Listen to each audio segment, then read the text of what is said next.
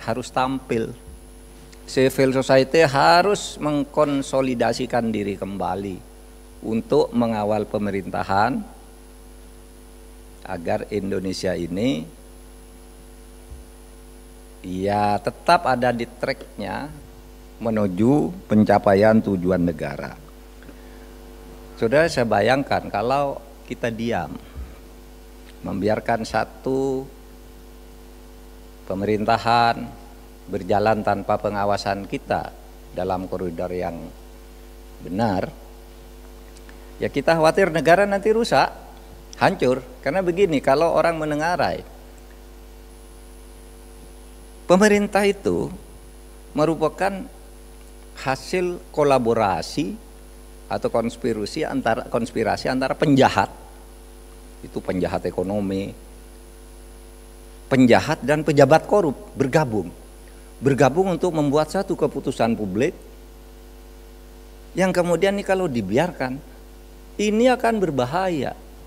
Karena kalau keadaan sudah normal, hukum di dalam kerjasama sama-sama dua penjahat ini, yang satu akan mengkhianati yang lain, akan saling menghancurkan.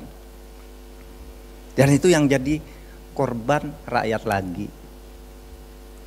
Itu yang saya kata ngeri loh negara ini kalau misalnya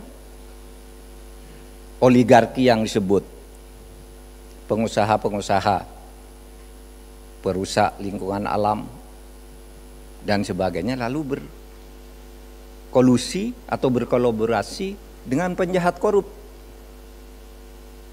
memenangkan satu pertarungan. Wah, itu bahaya, saudara. Itu bahaya. Oleh sebab itu kita jangan pernah lelah mengambil posisi untuk tetap berjuang. Saya katakan dari mana? Banyak ormas-ormas, kampus-kampus, civil society, gitu. Saya berangkat dari kampus dan civil society. Saya masuk ke kampus ini tahun 78 sebagai mahasiswa baru. Sudah itu tahun 83 lulus jadi dosen di sini. Saya tidak pernah pergi dari kampus ini, ya kecuali pergi sebentar lalu kata Bu Tuti tadi pulang lagi ke sini. Tapi sebenarnya saya tetap ngajar, nggak pernah, kecuali yang terakhir itu betul-betul tidak bisa lagi menjadwalkan gitu. Nah, kita harus mulai menyiapkan kader-kader bangsa kita yang itu menghindari tadi. Apalagi kalau saudara sekalian nanti orang bikin kegiatan pemilu menang lalu karena terlalu banyak yang dijanjikan menteri-menteri diperluas lagi. Menteri dulu kan 26 jadi 34, nah, ditambah lagi. Besok pemilu yang akan datang tambah lagi jadi 60, pemilu lagi tambah lagi. Karena kolusinya semakin meluas dan semakin minta, rusak nih negara.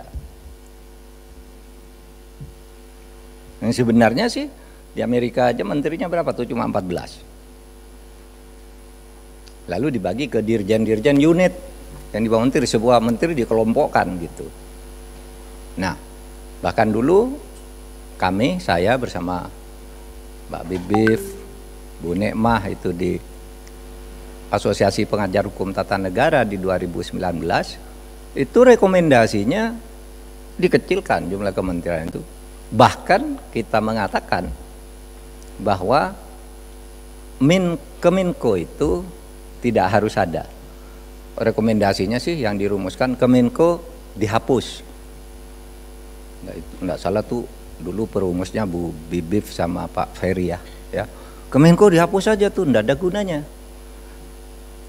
Karena saya sudah mendengar rencana susunan kabinet gitu, saya perhalus Kemenko tidak harus ada sesuai dengan undang-undang.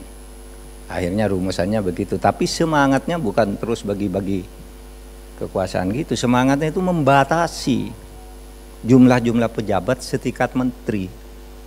Karena semakin banyak itu semakin banyak sumber korupsi, itu semua anggaran itu. Nah, Itulah saudara disclaimer dulu. Oleh sebab itu saya izinkan membaca sedikit pengantar.